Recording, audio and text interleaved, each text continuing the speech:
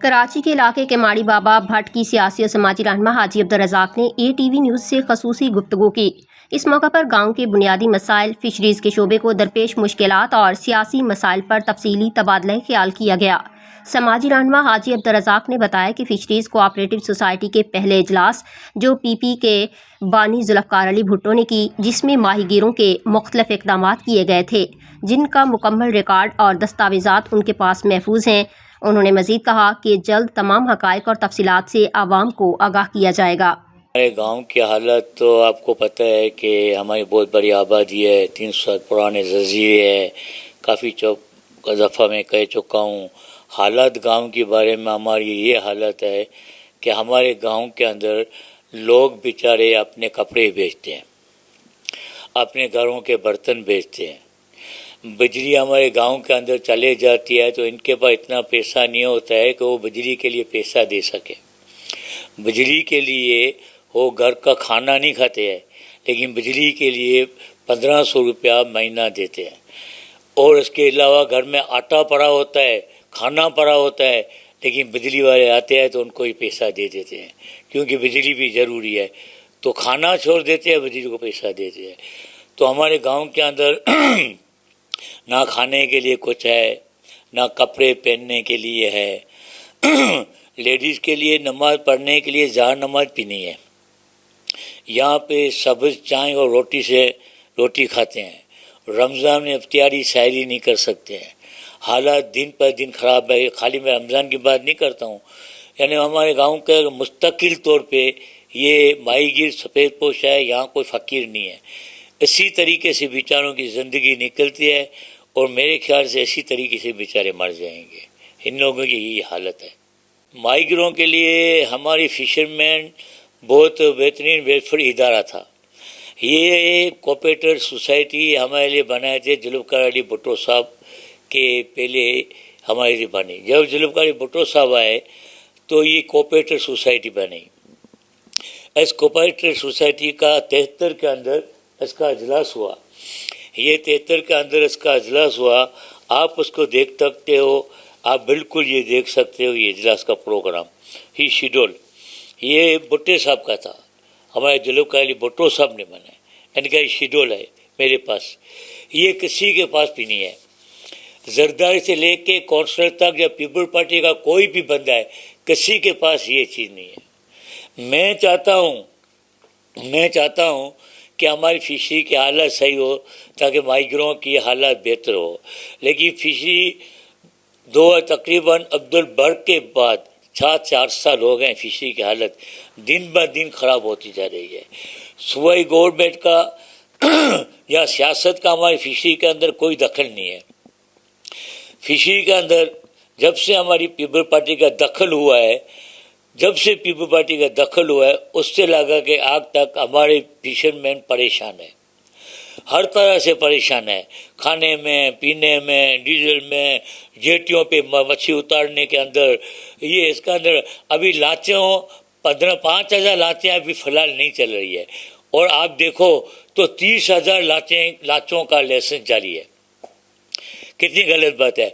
चौथा ये, पहले हमारे यहाँ कमीशन मिलती थी 40-45 लाख, अभी 1 करोड़ के ऊपर कमीशन आती है। 1 करोड़ 20, 1 करोड़ 30, 1 करोड़ 40 लाख के कमीशन रोजाना आती है। लेकिन हमारे माहीगीरों का, भुट्टो साहब का, हाजी वली मोहम्मद जामोद का ये लिखा हुआ है, इसके अंदर बस फ्री है। माहीगीरों के लिए बसों फ्री है, माहीगीरों के वेलफेयर फ्री है, माहीगीरों की बीमारी फ्री है, माहीगीरों की तालीम फ्री है, बच्चों की स्कूल की तालीम फ्री है, इनके लिए बच्चों की शादी के लिए फ्री है, इनके लिए हर वेलफेयर दी जाती है, यहाँ तक कि बीमारी के लिए भी इसके अंदर वेलफेयर है। लेकिन हमें वेलफेयर नहीं मिल रही है। आज जब से पीपल पार्टी आई है और उससे पहले से सब पैसे खा जाते हैं, ऊपर से लगा के, ऊपर से आप समझदार हो, ऊपर से लगा के नीचे तक सब खा रहे हैं। अब हमारे गेट आप देखो तो गेट हमारे ठेके पे गया हुआ है। आप देखो हमारी लेटरिन हमारे ठेके पे गई हुई है। आप फिशरी के अंदर बहुत बड़ा सफाई का काम एक बड़ी होटल का मालिक है, बहुत बड़ी होटल का मालिक है। अब हो देखो तो कचरे का काम करे, कचरा सफाई कराने के लिए उसको ठेका देते हैं। क्यों कि वो ठेका देते हैं, कम में पैसा देते हैं ज़्यादा। फिशरी की कटिंग जो है अभी 100% फिशरी की पर्ची बनती है, 25% वहाँ उसको माफ़ कर देते, 25% जमा होती है, 50% खा जाते हैं। अब 3 जने बंदे हैं, अभी एक बंदा लाड़काना से यहाँ आया हुआ है, लाड़काना से, उसकी 6 लाख तनख्वाह। अभी हम लोग भूख मर रहे हैं, हमारे घर में खाना नहीं है, उसकी 5 से 6 लाख तनख्वाह और 80 लाख की गाड़ी ले ली। 3 महीना नहीं हुआ 80 लाख की गाड़ी ले ली। आप बताओ, अभी हमारी चेयरमैन साहब नहीं आई है, माइग्रेन की आई है, बेहतरीन है, अच्छी कुछ भी है, लेकिन इसको ऐसा बिता दिया है भाई, पीपल पार्टी, पूरी पीपल पार्टी के अंदर कोई पावरफुल चेयरमैन नहीं है, कोई अच्छा सा चेयरमैन नहीं है, इस माई को बिठाया है। अब माई क्या करेगी?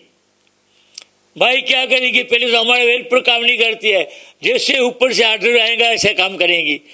और पूरा सिस्टम, पूरा फिशरी का सिस्टम हमारे एमएनए कादर पटेल साहब के हाथ में है।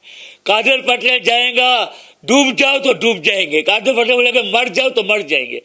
जो कादर पटेल साहब हमारा बोलेगा हमारी फिशरी अच्छी चलेगी, कादर पटेल साहब नहीं बोलेगा हमारी फिशरी अच्छी नहीं चलेगी। अभी हमारे गांव के अंदर आप देखो तो लेट बिजली से गैस कुछ नहीं है, लेकिन हमारा गांव इस तरीके से चल रहा है। अब फिशरी के अंदर तबाह बर्बाद है, सब फिशरी के अंदर पैसा खा जाता है, कोई माइग्रेनों को नहीं मिलता है। वहाँ माइगिर जाते हैं, बाहर रात को 12 बजे जाते हैं और मगरब को बेचारे आते हैं 6-7 बजे। उसके घर में कसम खुदा की खाना नहीं होता है, मसाला बना होता है, आटा बना होता है इस घर के अंदर, उसके अंदर पैसा नहीं होता है, बेचारा खाए। अब वो फिशरी वाले कमीशन पहले लेते हैं, एफसीएस को पहले कमीशन देते हैं और फिर खुद भूख मरते हैं। वो लोग अयाशियाँ करते हैं, उनके करीब पकौड़े 3-3 लाख के होते हैं, उनका खाना देखो कितना होता है, उनके अयाशी देखो। जिसके पास कपड़े के पहनने के लिए कपड़े नहीं थे, आज सनाउल्लाह सदर के अंदर कपड़े लेते हैं। जिसके पास कुछ भी नहीं था, कपड़े पहनने के लिए 8,000 का सूट, 5,000 का सूट पहनते हैं। अब इतनी फिशरी के अंदर दौलत पैसा आ गया है, इतना शोर हो गया है। अब्दुल भर के बाद फिशरी को इतना ओपन कर दिया है। आप उसको बोलो आपको वजीर आजम की सीट चाहिए, बोले हमको वजीर आजम की सीट नहीं चाहिए, हमको फिशरी का चेयरमैन बना दो। अब फिशरी के चेयरमैन की बोली लगती है, मैं बैठा हुआ हूँ, तो मैं लतीफ अली जो साहब से अपील किया हूँ कि लतीफ अली जो साहब हमारी फिशरी को आज़ाद करा दो।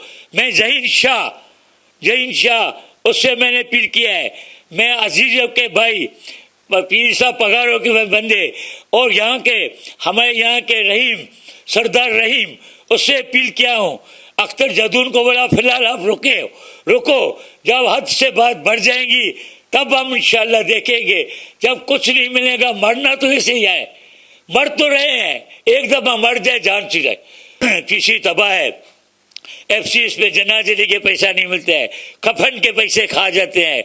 गेट के लिए हमारे डायरेक्टर किसी से लड़े थे, हमारे डायरेक्टर लड़े थे ईमानदारी के लिए, किसी के गेट का ठेका फीसी खत्म करो। हमारे लड़े थे भाई इलेक्शन कराओ, हमारे यहाँ लड़े थे कि आप फीसी में ईमानदारी, करप्शन खत्म करो। आज क्या करप्शन खत्म है? कोई नहीं है। 3 डायरेक्टर है, वो वेलफेयर कर रहे हैं, जिसमें मामा रशीद है, उनमें सलीम दीदक साहब है और दूसरा एक मेर खान साहब है, ये वेलफेयर कर रहे हैं। बाकी हमारे गांव की वेलफेयर बाबा बेटे शम्स सालियाब केमारी के अंदर कई सालों से माई गिरा है, किसी को 10,000 रुपया नहीं मिलता है। क्या हमारी वेलफेयर नहीं है? हमारे डायरेक्टर के वेलफेयर हमें क्यों नहीं मिलते हैं? अगर डायरेक्टर वेलफेयर अब नहीं दिए हो तो हमें बताओ, अगर हमें बताओ कितनी वेलफेयर डायरेक्टरों ने दिया, हमें क्यों नहीं मिला है? ना हमें डायरेक्टरों की वेलफेयर मिलती है, ना हमारे बीमारी के लिए पैसों मिलते हैं, ना हमारे आदमी के लिए तालीम के लिए पैसे मिलते हैं, ना हमारे लिए बच्चों के लिए स्कूल के लिए पैसे मिलते हैं, ना इनको वेलफेयर मिलती है, ना जनाजे के बसों का पैसा मिलता है। अगर मैं लेटर मैं मीडिया के जरिए बताऊं, जिस वक्त ये लेटर लेके मैं पिटीशन दाखिल कर दी, मैं बोलता हूँ 24 घंटे के अंदर फिशरी के पूरा सिस्टम खत्म हो जाएगा, नया सिस्टम आ जाएगा और ये सिस्टम खत्म हो जाएगा। मैं नहीं चाहता हूँ बात आगे बढ़े।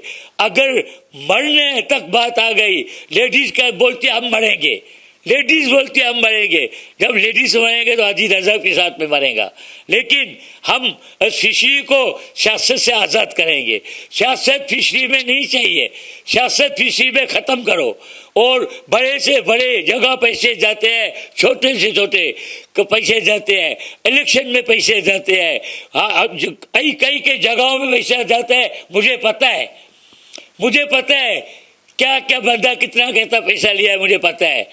मैं नाम लेके बताऊंगा कोर्ट में, के बताऊंगा, वो सबूत भी दूंगा मैं। तो ये हमारे गाँव, ये हमारी फिशरमैन की हालत है और ये हमारी फिशरमैन की हमारी सिस्टम है। अब हम आखिर क्या करें?